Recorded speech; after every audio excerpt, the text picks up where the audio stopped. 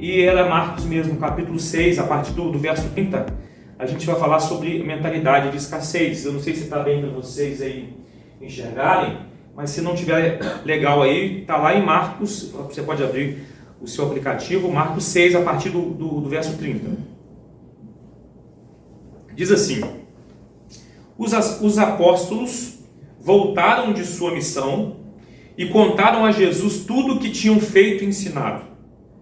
Jesus lhes disse: vamos sozinhos até um lugar tranquilo para descansar um pouco, pois tanta gente ia e vinha, que eles não tinham tempo nem para comer.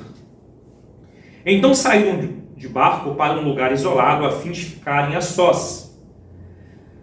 Contudo, muitos os reconheceram e os viram partir, e pessoas de várias cidades correram e chegaram antes deles.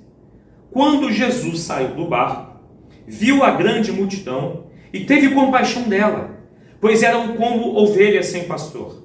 Então começou a lhes ensinar muitas coisas. Ao entardecer, os discípulos foram até ele e disseram: este lugar é isolado e já está tarde. Mande as multidões embora, para que possam ir aos campos e povoados vizinhos e comprar algo para comer. Jesus, porém, disse: providencie vocês mesmos alimentos para eles. Precisaríamos de muito dinheiro para comprar comida para todo este povo. Responderam. Quantos pães vocês têm? Perguntou ele. Vão verificar. Eles voltaram e informaram: 5 pães e 2 peixes. Então Jesus ordenou que fizessem a multidão sentar em grupos na grama verde.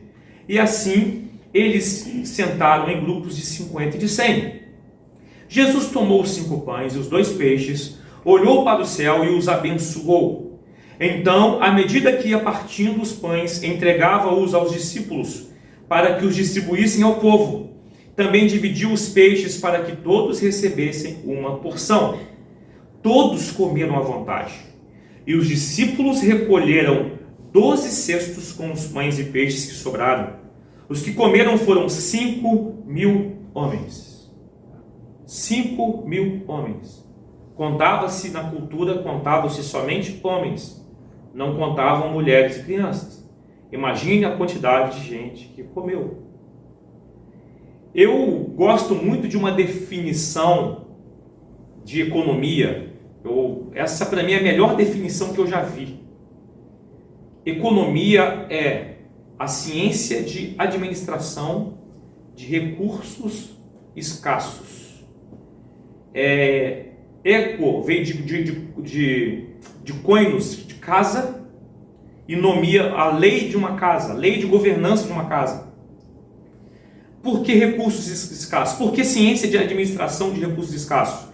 Porque as coisas acabam. As coisas acabam. A natureza, ela fornece recursos limitados, eles vão se esgotando. E sobre recursos escassos, a gente vê no verso 30, que os apóstolos, havia tanta gente que eles não tinham tempo nem para comer. Então faltava tempo. Tempo é um recurso escasso. Tempo já é um recurso escasso. No verso 37, Jesus disse: providenciem vocês mesmos alimentos para eles.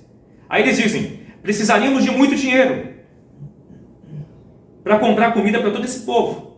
Ou seja, dinheiro é escasso. Todo mundo sabe disso, né? Que dinheiro é algo escasso. A não ser o Cláudio, por exemplo, que tem muito dinheiro, e ele deve estar pensando assim, né? Você pensou também? Ele deve estar pensando: não, comigo não é assim, entendeu? Ele é bobo, ele que não sabe, né? Para comprar comida. Então comida também é escasso para todo esse povo.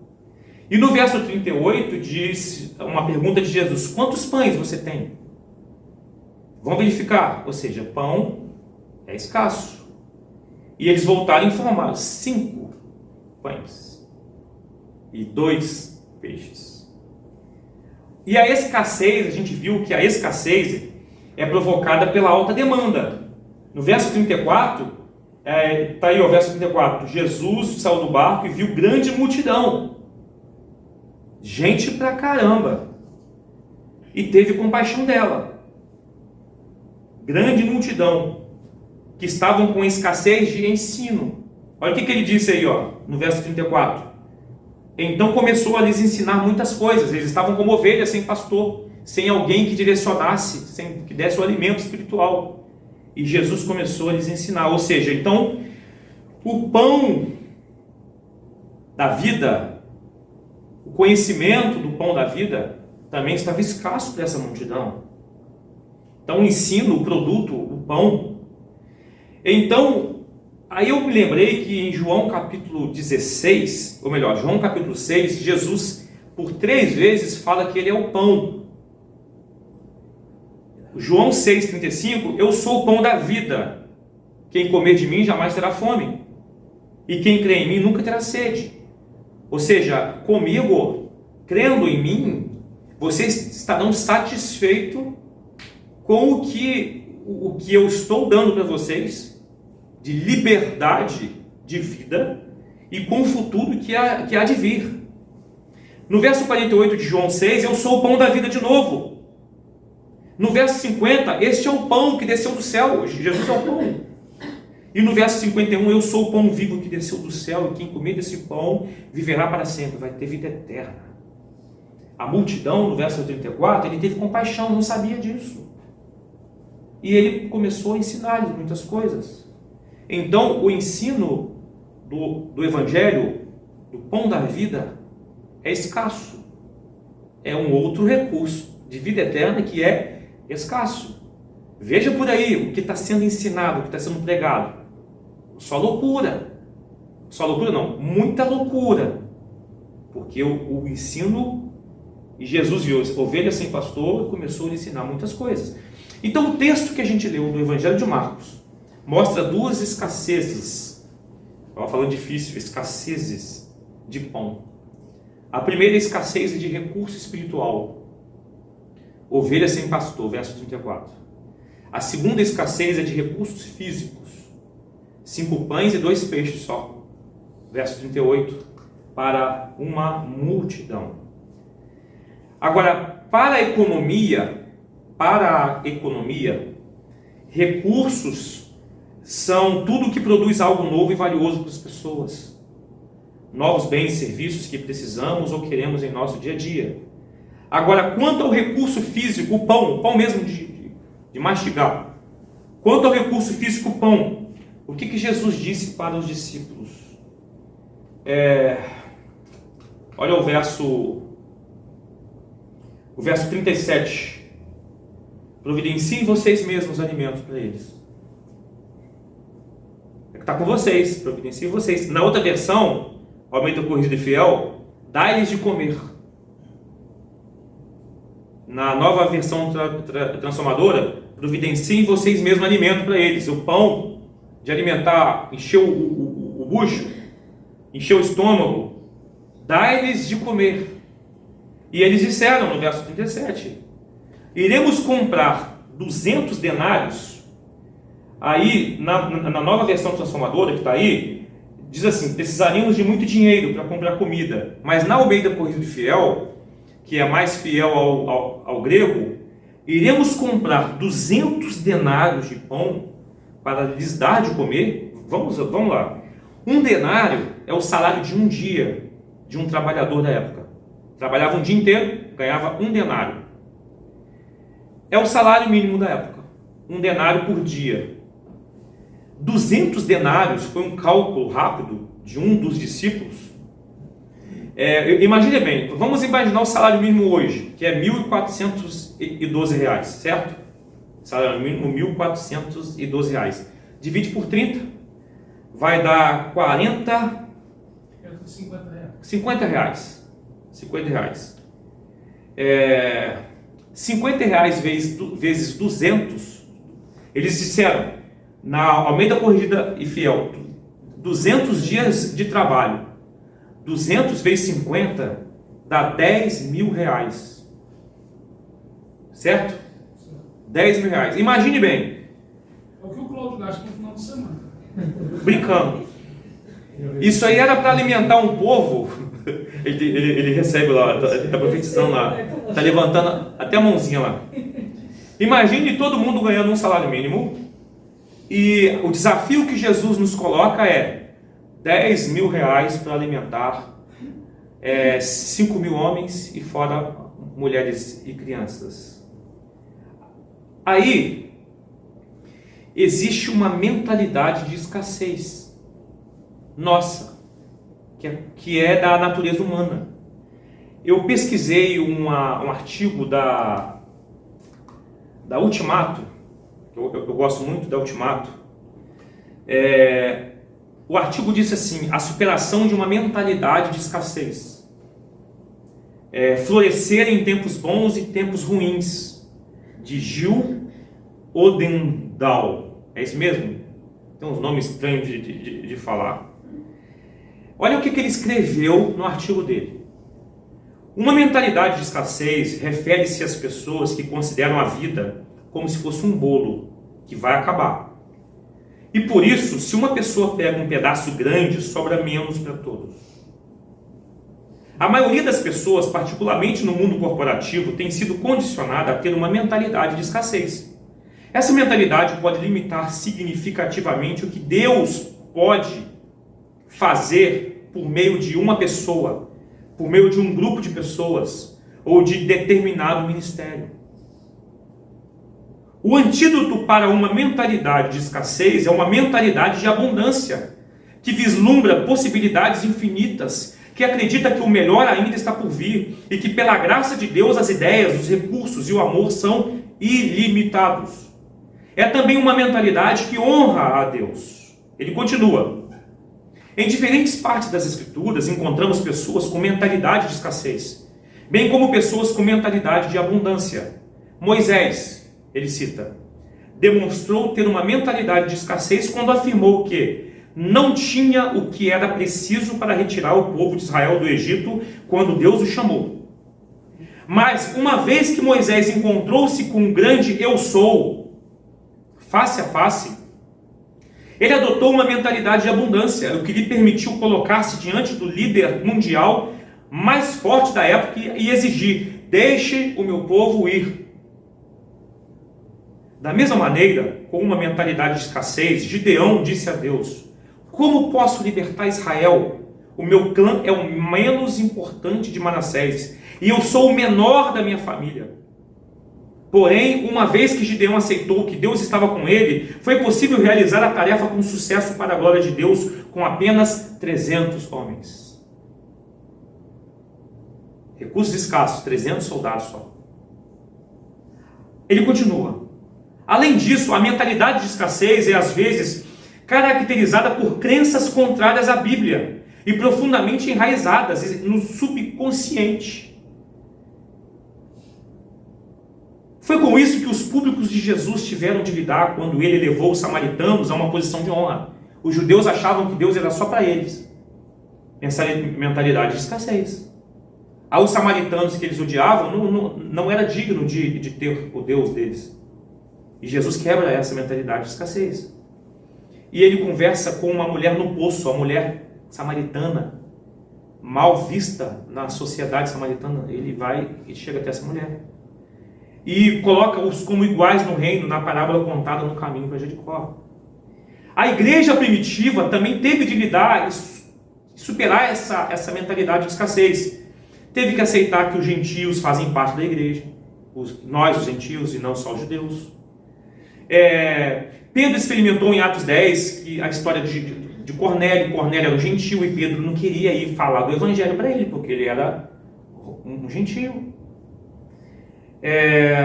E aconteceu posteriormente quando a nova igreja em Jerusalém igualmente adotou uma mentalidade de abundância ao endossar as igrejas em crescimento na Ásia Menor como iguais e não inferiores ou inimigas. Atos 15. Passaram de uma mentalidade de escassez com uma visão paroquial e limitada sobre quem faz parte da igreja de Jesus para uma mentalidade de abundância, entendendo o que Jesus quis dizer: ide por todo mundo, todo mundo. O evangelho é para atingir todo mundo. Eles também passaram a compreender cada vez mais que os dons do Espírito não tinham vindo realmente não vêm nas versões azul e rosa. Os dons do Espírito eram para todos. E ao contrário disso, o Espírito Santo havia se manifestado em sua plenitude a todas as pessoas redimidas por meio da morte e ressurreição de Jesus Cristo. Essa é a mentalidade de abundância. Deus é capaz, Deus é muito maior do que a minha compreensão limitada. Deus é capaz de fazer infinitamente mais do que eu posso imaginar. Escreve ele.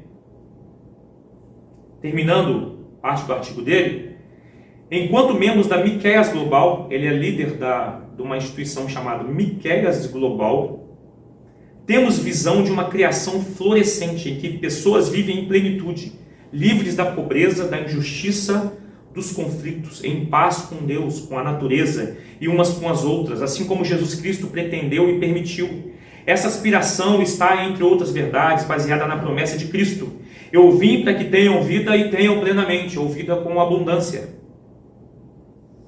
A sua vida e o seu ministério não devem ser medidos de acordo com a fatia do bolo que você pode conseguir. Olha que importante. A sua vida, o seu ministério, não deve ser medida com a fatia do bolo que pode se acabar e você fica de olho na fatia maior ou menor, ou está achando que a fatia é menor para você. Não pode medir assim. Muito interessante isso. Ou ser guiado pela crença que você precisa conseguir parte da fatia que outra pessoa está segurando. Você não precisa da fatia do outro. Não precisa. É Deus quem dá a sua fatia.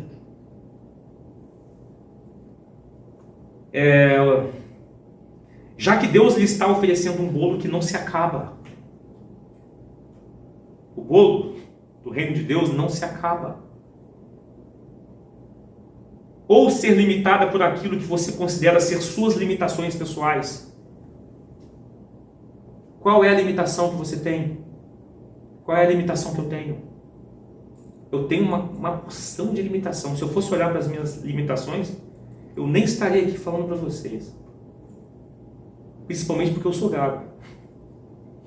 Estou aqui falando para vocês.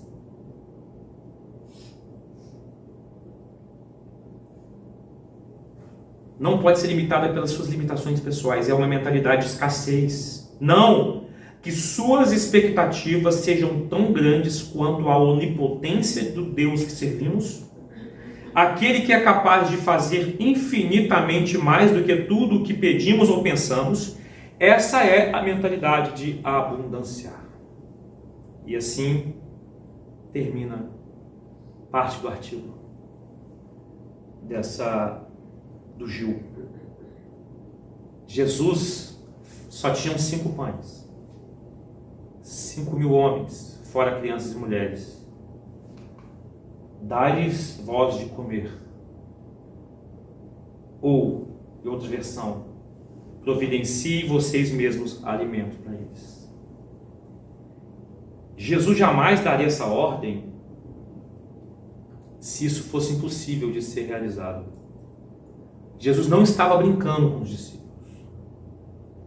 Jesus estava aperfeiçoando a fé dos seus discípulos. 9.413 reais, ou 10.000, arredondando, né? Por dia daria 47 reais. Vamos por 50, 10.000 reais é impossível para o salário diário de apenas 50 reais alimentar toda essa multidão. E Jesus demonstrou o seu poder diante daquele povo. No verso 42, todos comeram à vontade. Olha que loucura. Os discípulos recolheram 12 censos que sobraram com pães e peixes, e foram 5.000 homens. Dai-lhes voz de comer. Providencie vocês mesmos um alimento para eles. Aí agora, vamos para Marcos 8. Em Marcos 8, acontece de novo. Eu não coloquei todo aí, se você quiser acompanhar. Mais uma vez, Marcos 8, verso 1, o povo, a multidão ficou sem comida, ouvindo Jesus. Estou parafraseando aqui. Jesus chamou os discípulos no canto e falou assim: eu tenho compaixão dessa turma. Já estão há 3 dias comigo e não tem mais nada para comer. Se eu mandá-los embora, vão desmaiar com fome. E alguns vieram de longe. Aí no verso 4, os discípulos: como conseguiremos comida suficiente nesse lugar deserto para alimentá-los? Escassez. Lugar deserto, escassez. Não tinha comida. Jesus perguntou no verso 5: quantos pães vocês têm? 7, agora são 7 pães. Aí no verso 6, Jesus manda o povo sentar no chão, pega os 7 pães, agradece a Deus, começa a partir em pedaços, entrega para os seus discípulos fazerem a distribuição. A multidão. Acharam mais 2 peixinhos lá. Provavelmente era peixe assado, né? Não é peixe cru. Eu sempre imaginei na minha mente que era peixe cru. Peixe, não é não. Jesus também os abençoou, os peixes, e mandou os discípulos distribuírem. Verso 8, Marcos 8, todos comeram à vontade. Recolheram 7 cestos grandes com sobras. E naquele dia havia 4.000 homens na multidão. E após comerem, Jesus mandou para casa. E entrou com seus discípulos num barco. E atravessou para uma região chamada Dalmanuta.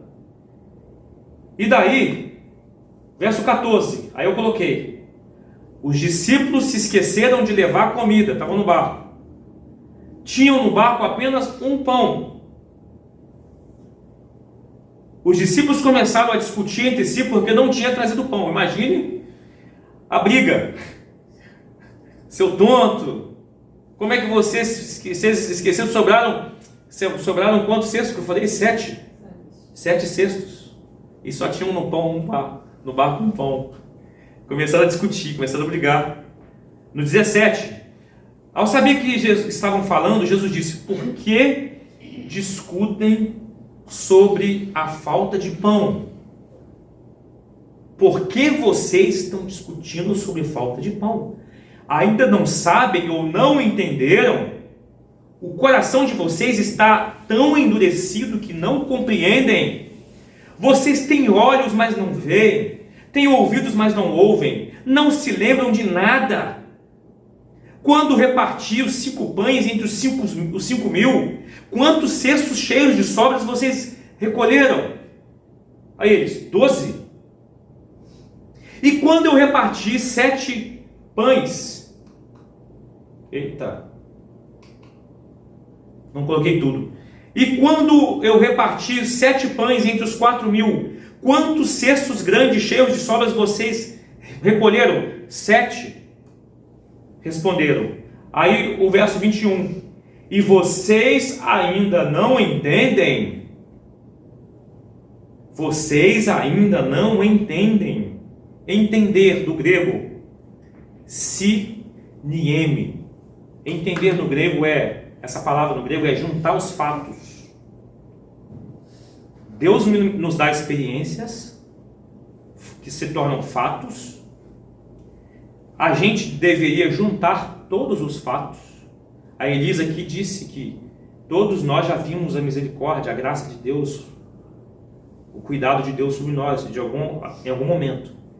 Compreender é juntar os fatos, chegar a um resumo ou a um entendimento final com as aplicações para a vida. Está ligado em discernir e fazer a vontade preferida de Deus. Entender vocês ainda não entendem? Vocês ainda não juntaram os fatos? Vocês não viram o que eu já fiz? Não viram do que eu sou capaz? E por que vocês não fazem a vontade preferida de Deus? Não confiam em mim? Aí Efésios 5 diz: não hajam de forma impensada, procurem entender. A mesma palavra. Vocês ainda não entendem? Efésios 5, procurem entender a vontade do Senhor. Junte os fatos. Junte os fatos. Então o texto do Evangelho de Marcos nos mostra 2 escassez de pão. Recurso espiritual, ovelha sem pastor. Recursos físicos, 5 pães e 2 peixes. Depois tinham 7 pães. Quanto ao recurso físico, pão, de comer, de encher o bucho, o que Jesus fala? Dá-lhes de comer. Providencie vocês mesmos alimento para eles. Quanto ao recurso pão da vida, Jesus fala: dá-lhes de comer. providenciem vocês mesmos um alimento para eles. Vejam bem, pão da vida, o Evangelho, Marcos 16. Jesus lhes disse: vão ao mundo inteiro, anunciem as boas novas a todos. Quem crer e for batizado será salvo. Quem se recusar a crer será condenado. Os seguintes sinais acompanharão aqueles que crerem: em meu nome expulsarão demônios, falarão novas línguas, pegarão em serpentes sem correr perigo, se beberem algo venenoso não lhes fará mal, colocarão as mãos sobre os enfermos e eles serão curados. Quando o Senhor Jesus acabou de falar com eles, foi levado para o céu e sentou-se à direita de Deus. Verso 20. Os discípulos foram por toda a parte dar-lhes de comer. Anunciavam a mensagem, o pão. E o Senhor cooperava com eles, confirmando com muitos sinais. O Senhor estava junto. Eles não estavam sozinhos. Aí Marcos 8, 21, vocês ainda não entendem? Vocês ainda não entendem? Ou seja, irmãos, mensagem para mim e para você. No reino de Deus não há escassez. O problema é que a gente não acredita. No reino de Deus não há escassez. Muitas vezes a gente não acredita. Na vida privada, se a gente tem uma vida privada que glorifica a Deus e não vive por ganância, por cobiça, fazendo loucura, e não vive por ostentação, no reino, você vivendo no reino, no cuidado de Deus sobre a sua vida, não haverá escassez. Deus cuida de mim, Deus cuida de você, não haverá escassez. Comer, beber e vestir está garantido. Mas é uma outra mensagem. Na vida em comunidade, o pão da vida deseja que todos estejamos assentados diante da sua companhia, igual ele pediu para o pessoal sentar. E ele nos ordena: providencie vocês mesmos. Providencie entre vocês mesmos. Eu estou com vocês. Naquilo que vocês podem dar. Não é naquilo que a gente não pode dar. É naquilo que a gente pode dar. Por exemplo, na vida em comunidade, a gente pode dar abraços, acolhimento a pessoas. A gente pode dar conselho, serviço ao próximo, apoio. A gente pode dar dinheiro, recursos escassos. A gente pode dar nossos dons. A gente pode dar o tempo. Lembra que eles não tinham nem tempo para comer? A gente pode dar ideias. Hoje a Emily deu uma ideia lá no grupo. Vamos fazer a festa da roça, né? Não seria ideia minha. Hã? Oi? O João era gente boa também. Entendeu? Assim, não tenho nada contra o João, não. Ele é gente boa. Santo Antônio casamenteiro, deve ser por isso. Dê ideias. Existe uma comunidade, uma coletividade. Sejamos proativos nas ideias. Dê sua oração. Dê oração. Dê o seu ouvido para alguém. Tem gente que está precisando de um ouvido para falar, para escutar. A pessoa fala, obviamente, né? E um ouvido. Ensine alguém, ensine o Evangelho. Exortar é lembrar do Evangelho para alguém que está se esquecendo. Dê sua disponibilidade. A gente vive numa era tão em nós mesmos, fechados em nós, né? E muitas vezes nós não permitimos as pessoas pensarem que há uma disponibilidade de atenção nossa. Dê seu encorajamento, dê sua justiça. Alguém precisa de uma aplicação de justiça e participe. Bem-aventurados que têm fome e sede de justiça. Dê sua misericórdia. Dê suas cutucadas no grupo calado. Lembra, tem grupo de WhatsApp que está tudo calado lá? Aí o pessoal, grupo calado, põe aquela figurinha. Eu não estou falando no WhatsApp, eu estou falando na igreja. Se você percebe que a igreja está meio paradona, dê suas cutucadas. E dê você. Para a gente se mover de alguma forma. Não olha só para o pastor, não, que o pastor anda mais quebrado do que tudo ultimamente. O sacerdócio é universal. Você e eu somos sacerdócio no mesmo nível, apenas com ofícios diferentes. Verso 30, tanta gente ia e vinha, que Jesus e seus discípulos não tinham tempo nem para comer, mas ele deu o tempo. Ele teve misericórdia da multidão, ele deu o tempo. Nós não somos melhores do que o nosso Senhor. Não somos melhores do que Deus. Naquilo que nós não podemos dar, naquilo que eu e você não podemos dar, naquilo que eu e você não podemos alcançar, porque os recursos são limitados, use a fé. Use a fé. Jesus falou, dá-lhes de comer, vocês, eu estou com vocês. Aí ele mostra como é que faz. Use a fé. Planejam também na fé de que Deus irá cooperar. E não é a fé que tenta o Senhor seu Deus, não é isso. Eu lembro de um fato de um pastor que estava pregando. Teve um pastor que se suicidou no Rio de Janeiro. Tem uns 2 anos isso. E aí ele foi pregar numa igreja em São Paulo. Eu investiguei depois, tentando descobrir por que ele se suicidou. Não descobri por quê, mas o que eu percebi? Ele foi numa igreja que estava uma igreja grande, ele falou do tamanho da igreja que ele estava pregando e comparou com o tamanho da igreja que ele pastoreava. E antes de pregar, ele levou camisas estampadas para vender, porque a venda, ele tinha falado que tinha vendido o carro dele, vendido a casa dele, estava vendendo camisa para pagar as dívidas da igreja. E falou assim uma mensagem que estava com fé, ou seja, se enforcou totalmente, figurativamente, né? Vendendo camisa antes da pregação, para pagar porque construiu um mega templo no Rio de Janeiro.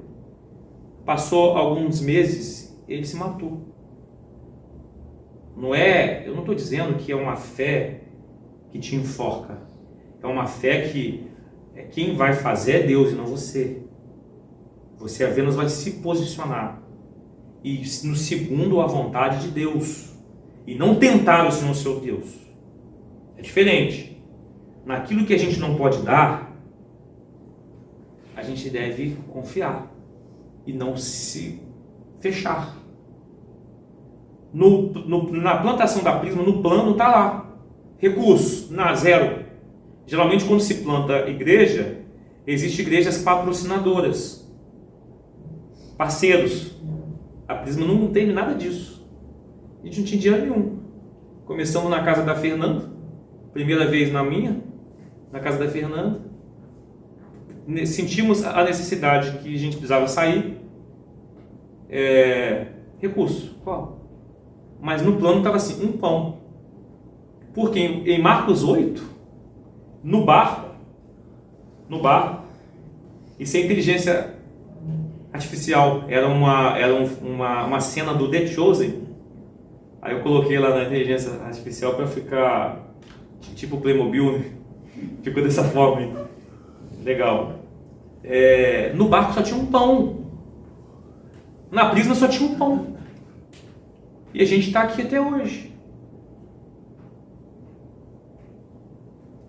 Planejem para a glória de Deus, que Deus vai estar conosco. E por que não a multiplicação literal do pão? Eu cresci no Evangelho e ouvi testemunhos de pessoas pobres, aquele pobre de maré. A gente vive num cenário em Macaé que a gente vive mais numa bolha, né? Numa bolha. A gente não conhece que muitas pessoas cristãs passam por aí, não. Da gasolina acabar e a pessoa orar para chegar ao destino. após o carro ter parado. De pessoas sem ter o que comer em casa e orar, e de repente aparece alguém do nada, eu não senti lá, eu tinha que ir na sua casa levar isso aqui. E tem um pastor famoso, lá do ano 1800 e pouco, 1900, chamado George Miller. Ele era considerado o homem que tinha o dom da fé. Não é fé salvífica, de salvação. É a fé de que Deus, ele orasse e Deus atenderia. Ele era um pastor, cobrava ingresso para as pessoas entrarem na igreja, porque se esse dinheiro ia para um orfanato, então só quem tinha grana para entrar ouvia a pregação do evangelho. O que ele fez? Cortou essa questão de cobrança para todo mundo, qualquer um entrar, e o orfanato Deus ia sustentar. Eles cuidavam de meninas. E tem um fato histórico que ele sentou, as meninas sentaram na mesa grande, nesse orfanato, com os pratos vazios, não tinha nada para comer. E ele falou: o Senhor proverá. Todo mundo sentado esperando chegar. Quando passa assim em frente ao orfanato uma carroça com leite, a roda quebra. E o que fazer com esse leite? Que ele vai estragar. Tem o orfanato ali. Chamou. Aqui, tem um leite para vocês. Ele registra esse episódio e vários outros episódios. Mas muitas vezes nós não acreditamos na provisão de Deus. Muitas vezes não acreditamos. Então, irmãos, às vezes pode acontecer de haver uma multiplicação literal, uma necessidade na nossa vida. Não por causa das nossas loucuras, das nossas cobiças e loucuras que a gente entra, não. Mas em questões onde são experiências com Deus verídicas e necessárias. O futuro da Prisma, eu sonho que no futuro a Prisma não cresça da forma louca que muita gente quer aí fora, quer plantar a igreja para crescer, mas numa igreja que acolha pessoas carentes do evangelho, mas carentes do pão, de outros cuidados psicológicos, cuidados de saúde, cuidados na alma, cuidados espirituais, e que a gente tem uma estrutura. E por que não sonhar com isso? Por que não pensar, eu preciso trabalhar, inclusive, mais isso na minha vida? E eu queria contar com você. Eu queria contar com que, até por meio dessa mensagem, cada um de vocês aqui, que talvez vá olhar para si e se achar limitado, vocês contando experiências de quanto Deus proveu na vida de vocês e de quanto vocês proveram na vida dos outros, porque eu e vocês entendemos, vocês ainda não entendem? Eu e vocês entendemos que Deus está conosco nos menores recursos que a gente tiver. A gente vai alcançar pessoas. A gente vai ver milagres na nossa casa. Amém. A gente vai frutificar espiritualmente com os dons. A gente vai trazer ideias, projetos. Não ideias para o pastor fazer, pelo amor de Deus. Tá? Porque existe uma cultura assim, a pessoa tem uma ideia, é o pastor para fazer. Não, eu não vou fazer. Você, o seu ministério, o seu serviço ao próximo, para o bem da igreja e o bem do reino de Deus. Mas alguém pode dizer: quem sou eu? Vocês ainda não entendem? Dá-lhes voz de comer. Dá-lhes voz de comer. Comam de mim, eu sou o pão da vida. Não vai ter sede, não vai ter fome, mas dá a vocês também o de comer. Não espere pastor ter que dar para as pessoas o de comer. A reforma protestante surgiu, um dos objetivos era o sacerdócio universal de cada crente, de cada cristão. Ele tem acesso ao trono. Deus o responde. Deus atua por meio da vida dele e não por meio do clero. Não sei se eu fui tão claro, mas eu vou orar, eu oro de olho aberto aqui agora, para que você e eu estejamos numa sintonia de fé, ao ponto que a gente venha glorificar a Deus, vendo o poder milagroso de Deus na nossa vida. Como? Não sei. Como? Que momento? Quais são as experiências? Não sei. Mas eu estou orando aqui agora, pedindo a Deus, para que todos tenhamos experiências com Ele em alguma situação. Para que a gente fique maravilhado de ver Deus agindo na nossa vida e na vida do próximo. Maravilhado. Evangelho é para estar maravilhado. Se a gente não está maravilhado com o nosso Deus, com o que Ele faz, não só o que Ele vai fazer, coisas mirabolantes, coisas que é difícil falar. Paulo escreveu sobre isso.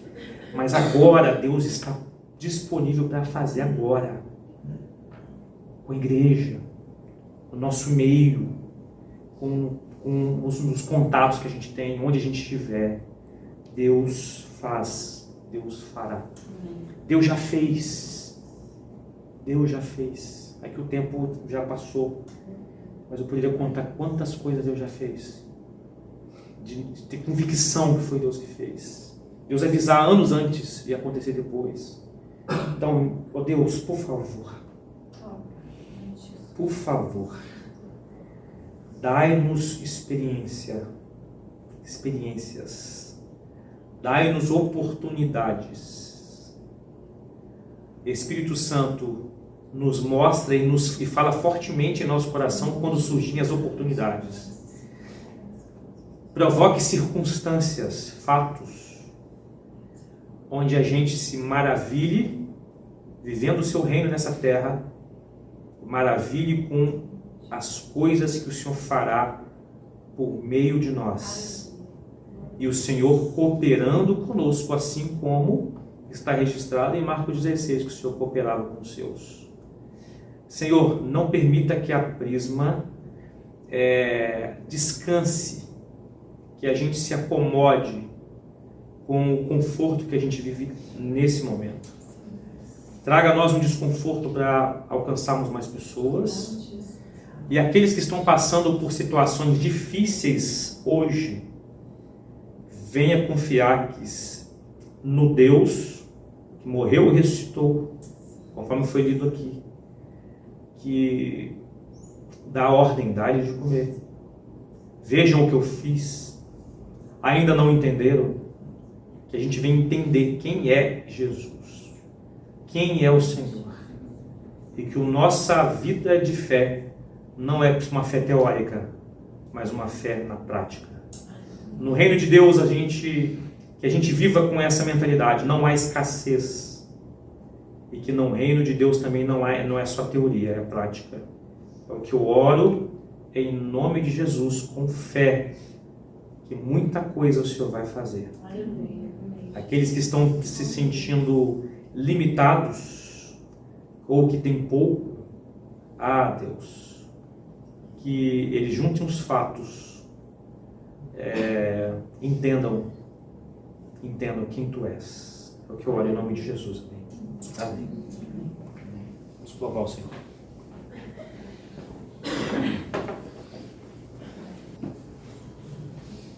Amém? Vamos colocar de pé. Vai dizer para o Senhor, você fica maravilhado por tudo que Ele é.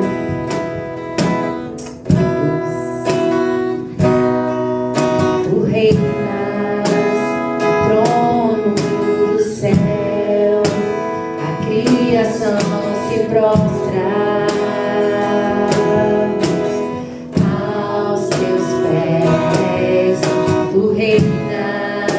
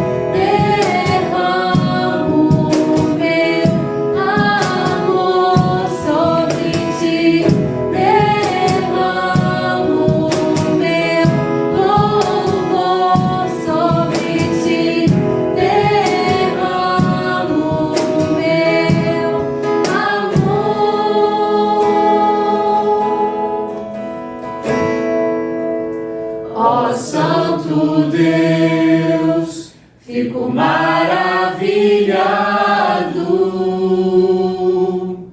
Tu és muito mais do que eu possa expressar. Ó Santo Deus, quebra o vaso de alabastro. Sobre o Deus que sabe me maravilhar. Ó Santo Deus, fico maravilhado. Tu és muito mais do que eu possa expressar. Ó Santo Deus, quebra o vaso de